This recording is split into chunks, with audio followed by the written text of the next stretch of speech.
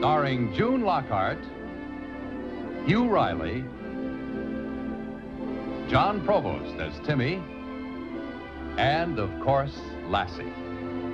Hi, everyone around the world. It's Plastic EP coming in from Melbourne, Australia. And let me tell you, I have a special VIP guest, and I love himself and his wife, right? I've interviewed Laurie Jacobson. She's fantastic. And John, I just want to welcome you so much to the program. How are you? I'm doing great, Plastic. Thanks for having me here. Now, I just want to ask you, as you see, it's sad for everyone with the passing of June Lockhart. And I'd just like to ask you, just if you'd like to say a few stories and a few memories of working with June, because you were in Lassie for 7 seasons and you were there from 1957 to 1964, and you did something like 280 episodes. So, as I said, it's a sad time for everyone, but we really appreciate you talking about June. Oh, thanks. Yeah, June, we just lost June about 2 weeks ago. You know, June and I kept in touch the entire time since when I left the series, up until just recently. Uh, my own mother would sometimes forget my birthday. She'd ring me up, the next day. Oh, John, I'm so sorry, honey. I forgot your birthday, blah, blah. But not June. I mean, every birthday, every Christmas, I received a card, and she received a card from me. Her birthday was June the 25th, and yeah, June was there. She was a great lady. She was a groundbreaker. She was she did it her way. Let's put it that way. And she was a great actress. Her parents were actors, and she started when she was 12 years old. But yeah, I started working with June when I was 7 years old. Actually, 8 years old. And we were doing a scene. I think you're going to like this story. We were doing a scene, and we were sitting in the kitchen around the kitchen table on Lassie, and we were getting ready to film this scene. And I was being a little annoying, a little precocious, and I was kind of nudging her, kicking her under the table. So she would move her chair over, 6 inches, and I'd move mine and I'd kick her again. So she raised her hand and said, "Excuse me, director, I need to talk to John for a minute." And she took me offset over to a corner of the stage and very sternly, very motherly, not mean at all, but she told me, she said, "Now you listen, young man." She goes, "You're a young boy playing a young boy. I'm an older woman." Yeah, she was, probably not even 30. But she said, "And I'm playing an adult." And she said, "Now we are professionals. And someday you will be older and you will be playing an adult." And she said, "So no more of this kicking under the table. When we're on set, we are professionals and we have to do our job." And so I think that was a really good bit of advice that she gave me back in the day, back when I started, when she started on the show. So yeah, June was a lot of fun. And can I ask you, with the success of Lost in Space, because it really was such a groundbreaking and great show before the Americans actually landed on the moon, so the timing was perfect. Was she continually telling you how great the show was and how the production was expanding and how the episodes were getting more, how can I say, more crazy? Was she telling you all that? Well, she left the farm and then went to Lost in Space, and that, yeah, I think she did that series for 3 years. And Bill Mooney, who played her son on that show, we're good friends. We've been friends. I'm a little bit older than Bill, like 4 or 5 years, something. But yeah, we're in touch all the time. And June, not only was she on this, futuristic series, but she got very, very involved with NASA. And she would go to rocket launches, she knew all the astronauts. She was invited back to Washington all the time for different events for NASA. So she really embraced that part for sure.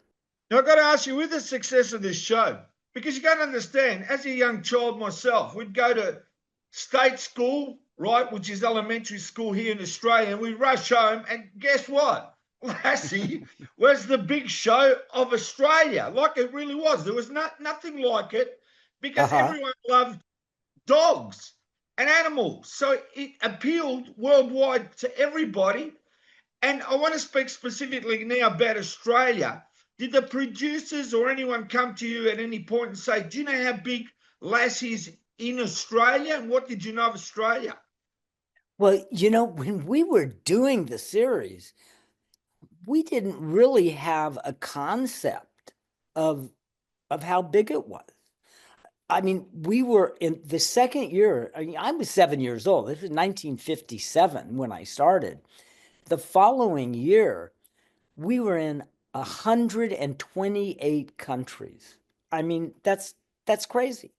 And today, Lassie's still on in Australia and 60 countries around the world.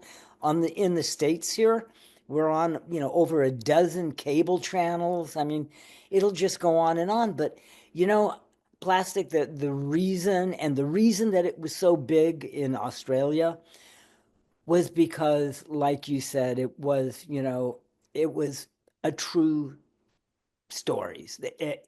Timmy wasn't the smartest kid sometimes, and he got in trouble, but he learned from his mistakes. And so when you're watching the show, you learned from the show, and there was always the moral involved. And you know, that's why shows of that era, My Three Sons, Leave It to Beaver, Andy Griffith, come on. Why are people still watching shows? At Lassie, why are they still watching shows like that? Black and white, some of them may be color.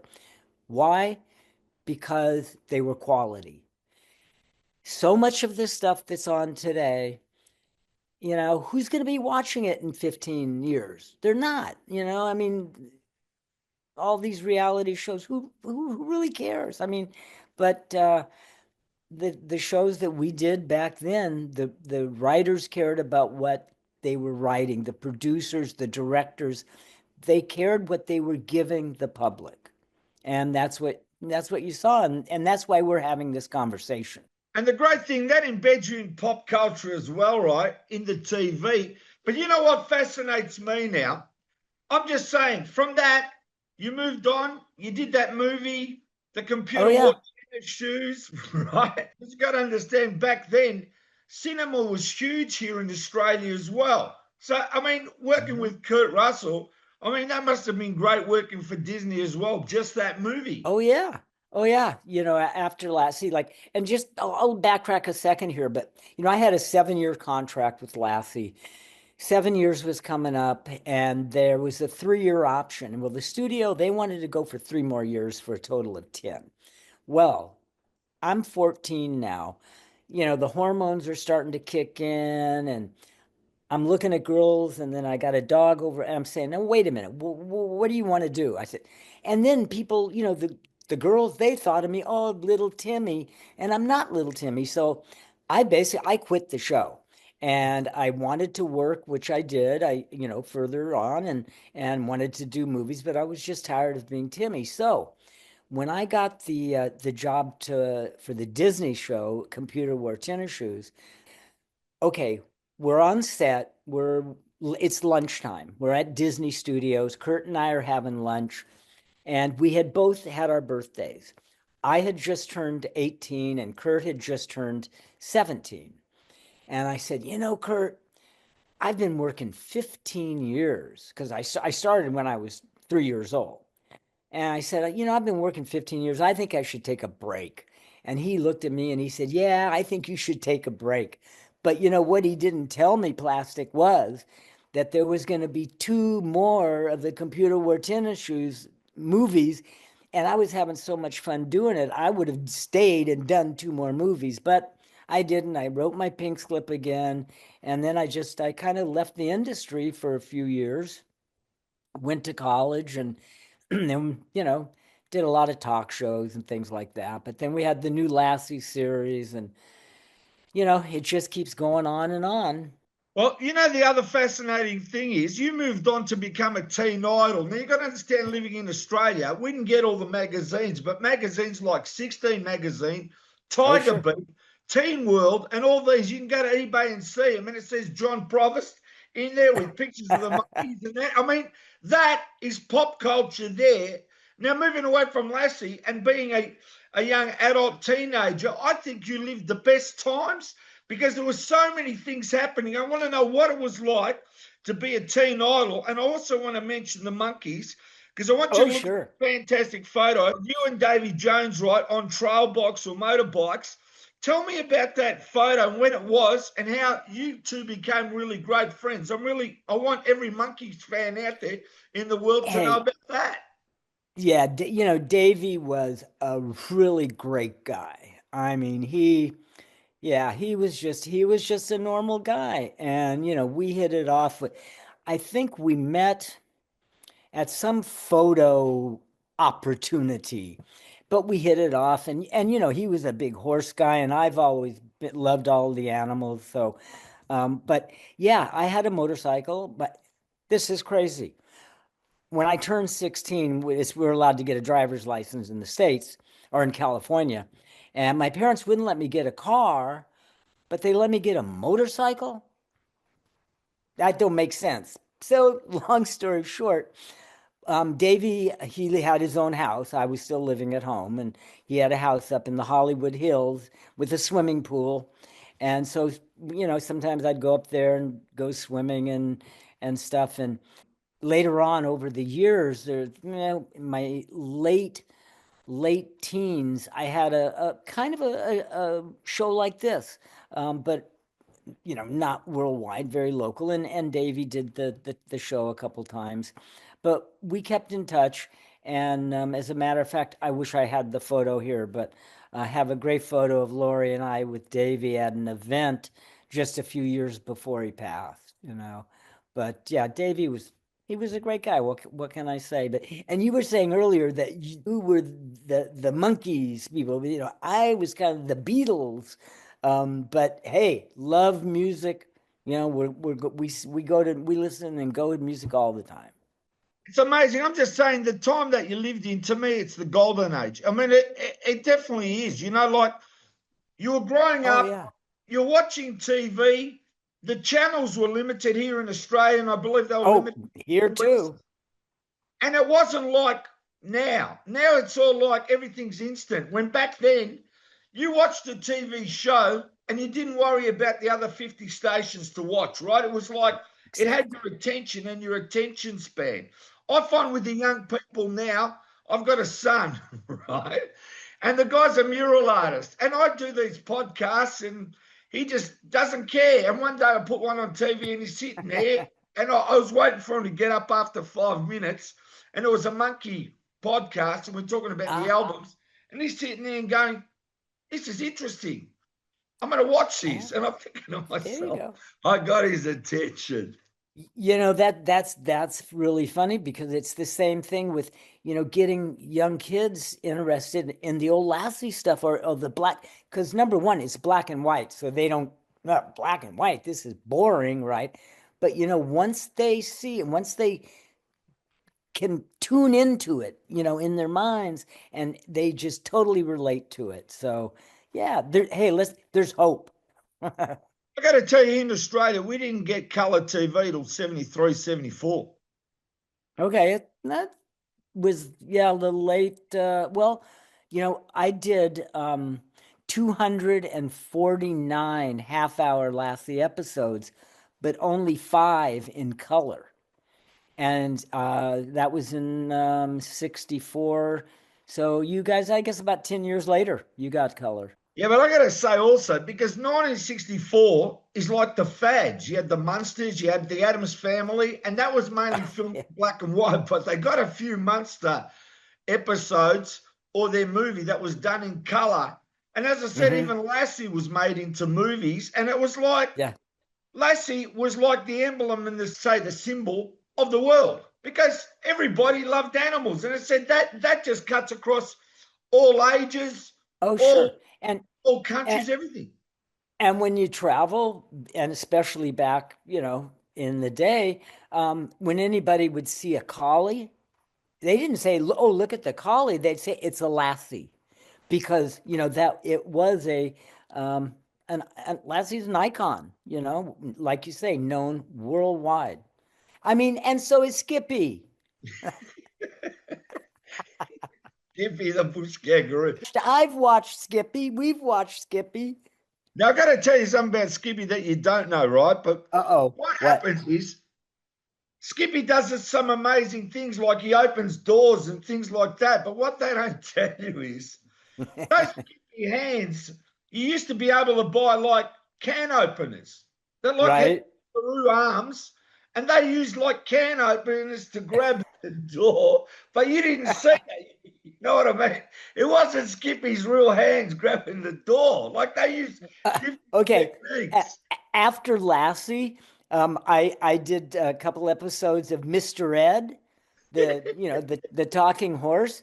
Well, guess what? Mr. Ed didn't really talk, so hey, Lassie did almost all of Lassie's stuff. Now, Lassie was those dogs were incredibly smart and intelligent. Now, I got to tell you, I want to talk about Mr. Red. I'm glad you brought it up because a horse is a horse, of course, of course. Right? That was a big show here, like Gomer Pyle, right? Golly. But let's talk about Mr. Ed, right? What was it Hmm. like working with him, and what did they do? Did they give him some sort of a gum to make his lips move? How did they work it, and how was Mr. Post and Mrs. Post? Tell me what that was Well, like. working on the set was great. And I just have to tell you this about Mr. Ed. That there was only, and the same with Lassie. There was only one Lassie at a time. There wasn't five dogs to do different things. Well, the same with Mr. Ed. There was one Mr. Ed. Well, Alan Young, who played, his owner, Wilbur, um, every day before work, he would go to the stables where Mr. Ed lived, and they would go for a ride.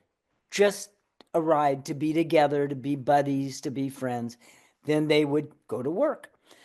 Now, the way Mr. Ed talked was there was a lot of speculation. People said, oh, they put, peanut butter in his mouth, or they just, no, what they did, what the trainer did was he put a little piece of monofilament fishing line, thin, clear, around his, under his lip. And then he would be behind him and he would tug on that, and it would just make him move his mouth. So on Lassie, if Lassie was fighting a wolf, which was a German Shepherd, right, with made him look like a wolf, to make him look like they were growling and mad and ready to fight, they would put a rubber band under their top lip and put it around their ears, and it would pull that lip up so all their teeth, their fangs would be showing. So it made them look like they were, ready to go out there and fight, but they were having fun. It's glad how you said about Alan bonding with Mr. Ed, but I know that you did a lot of bonding with that with Lassie, and you spent a lot of time with him off the set, and you even went to the ranch. People don't know that you spent so much time bonding with Lassie, and I believe there was Oh, yeah. three Lassies in your time period. There was one year, one the next year, and another one 5 years. The third dog. That's correct. Yes. And they were all son, grandson, great grandson, all same bloodline. Yes, the last dog that I worked with, he was the great grandson of the original. His nickname was Baby, but once they started to work, they were called Lassie. So I worked with Baby from when I was 9 to 14, that same dog. I loved that dog. He loved me. We ate together. We slept together. We did everything. We played. But if I told him to do something, shake hands, go lay down, whatever, go get help, he'd look at me like, you're my friend. You're not my trainer. And they were so well trained. Red Weatherwax, the owner and trainer, loved him. He was my surrogate grandfather. I never had a grandfather, but Rudd was mine. And he loved me, I think, as much as he loved his dogs. But yeah, he was great. And yeah, I would go Friday after work, jump in the station wagon and with Rudd and Lassie did have a stand-in. We all did. And go to the ranch. He had a 60-acre ranch about an hour out in the San Fernando Valley, and spend the weekend out there just to get away from Hollywood and just have fun as a little boy, and then come back to work Monday. You know, I wasn't allowed to bring Lassie home, but Lassie could bring me home. Amazing. Now, I got to say, during the 60s, I mean, we had the greatest music and so forth. Who did you really like? Who did you get inspired by musically? I was very lucky. I got to see Jimi Hendrix live twice. I got to see the Beatles, all four of them, live twice. Eric Clapton, Cream. I mean, you name it. I every weekend, when I was from it's 1966 through 69. Almost every weekend it was a concert. Somebody was in town. And yeah, I got to do it. The Sunset Strip, Whiskey A Go Go and Gazzari's and the different clubs, every weekend. I mean, and I got introduced. You might find this interesting, but I got introduced to the blues when I was really young, and there was this one club in Hollywood called the Ash Grove, and all they had was blues music. So all the Southern music would come in, the Blind Boys of Alabama, just people that a lot of people had never heard of, and I just really, really, and still do love the blues.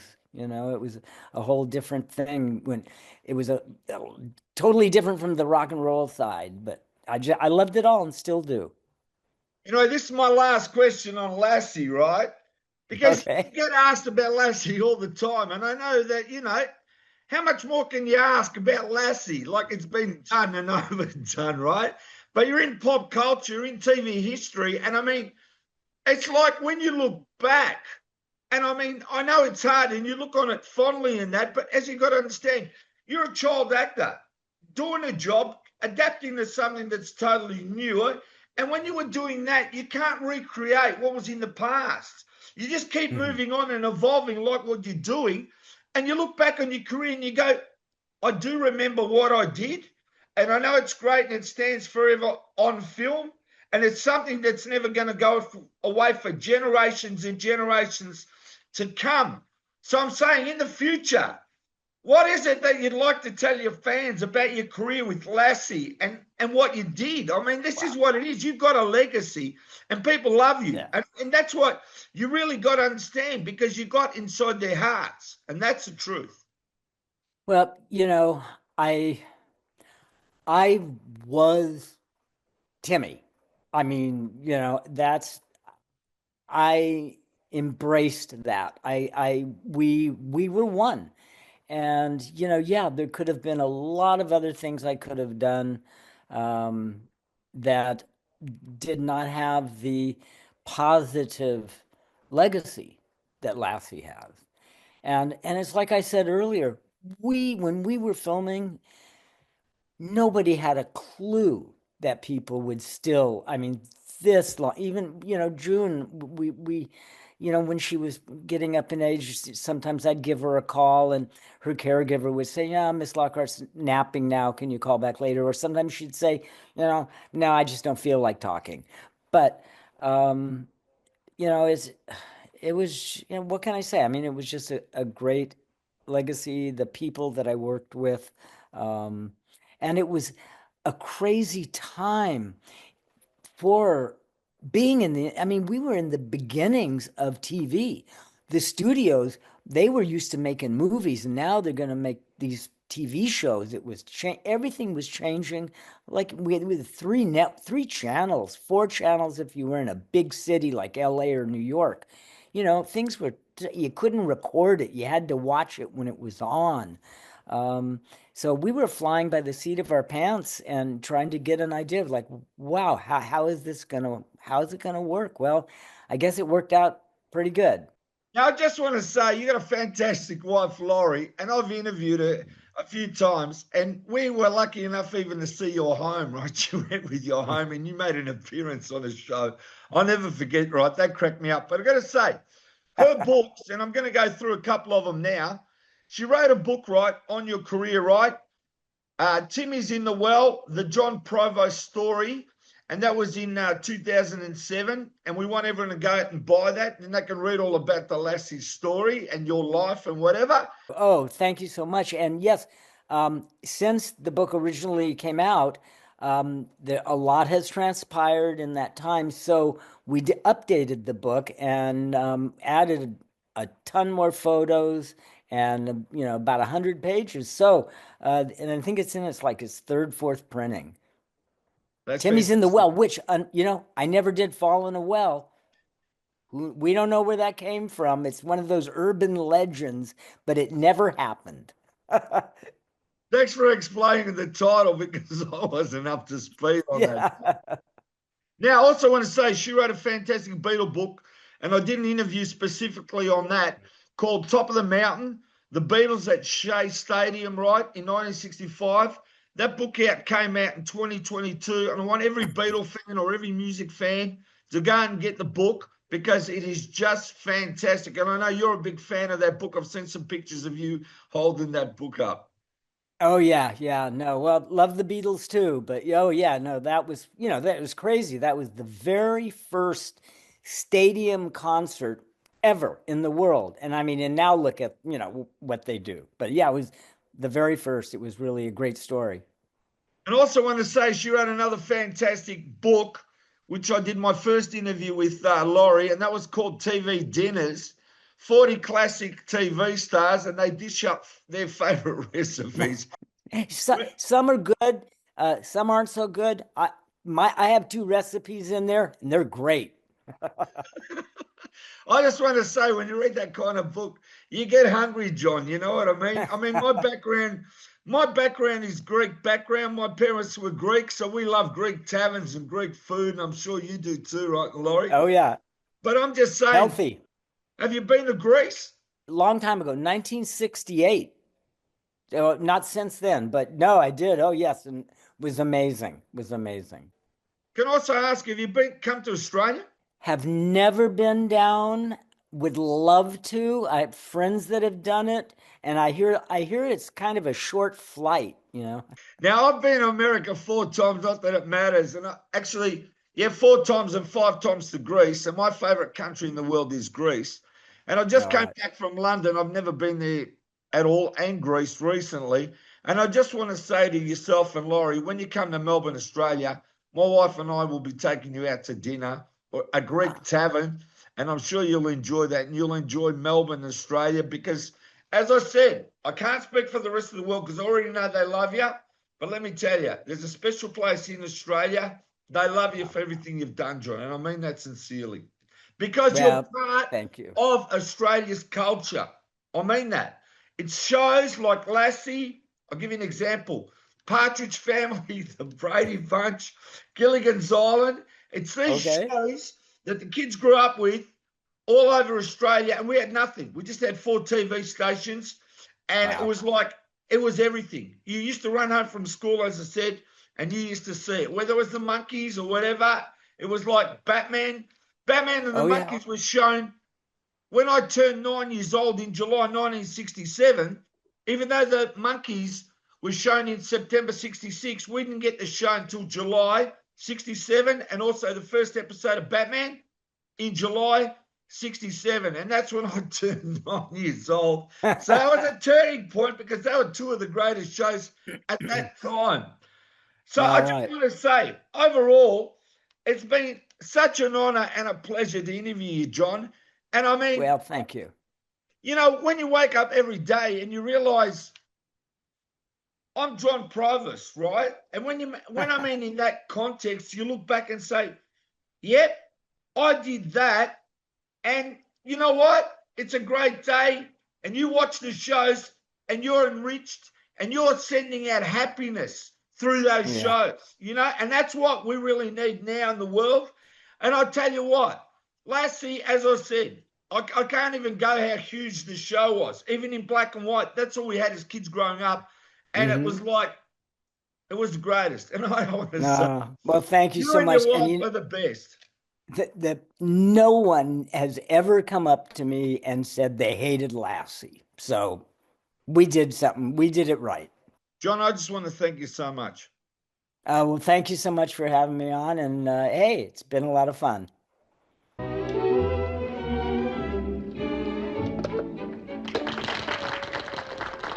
Thank you, ladies and gentlemen. Thanks to all of you. And a special thank you to the members of the Lone Ranger Peace Patrol. You know, boys and girls, it's youngsters like you that make up the backbone of America. Growing up fine and free. And it's the saving stamps and bonds that you buy that help keep our country strong.